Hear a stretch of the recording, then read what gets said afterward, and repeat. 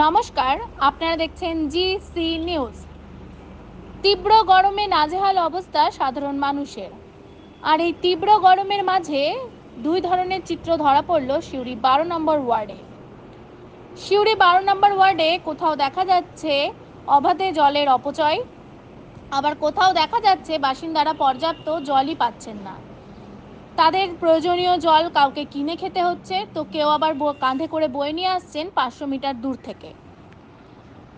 প্রশ্ন উঠছে, মিউনিসিপ্যালিটি জল দেওয়ার জন্য ট্যাক্স বাড়িয়ে নেওয়ার পরও পর্যাপ্ত জল কেন পাচ্ছেন না বাসিন্দারা? এই নিয়ে বাসিন্দাদের সাথে কথা বললে তারা জানান, 12 নম্বর ওয়ার্ডের কাউন্সিলর অশোক চট্টরাজকে একাধিকবার বলার পরেও কাউন্সিলর কোনো পদক্ষেপ নেননি।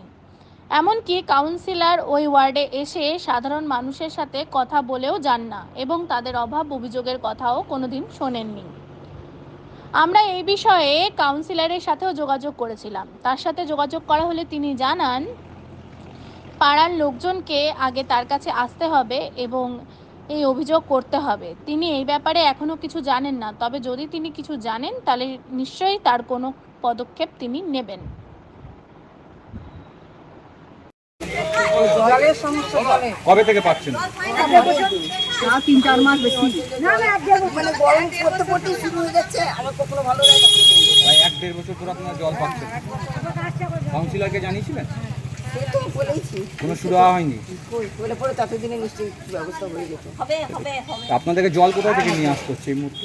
ওই পাঠশালা হোক, লোকের বাড়ি মানে প্রায় 1 কিলোমিটার দূর থেকে জল নিয়ে আসতে হচ্ছে। কোনো উপায় নেই। এই মুহূর্তে আপনারা কি চাইছেন? এই ব্যবস্থা করতে বলছি। এতে কাউন্সিলর কোনো স্টেপ নেন? এসে কি দেখে যা। নজরও দেয় না কাউন্সিলর সেভাবে ওয়ার্ডে? দেখে যাবেন এসে যে হ্যাঁ কি অসুবিধা আপনাদের, একটু জিজ্ঞেস করে যাক, সেটা শুনলেও তো মনে হয় যে হ্যাঁ কিছু করবে। একবেলা ভালোভাবে জল দিলেও অনেক একবেলা দিলে হয়ে যায়, রান্না খাওয়া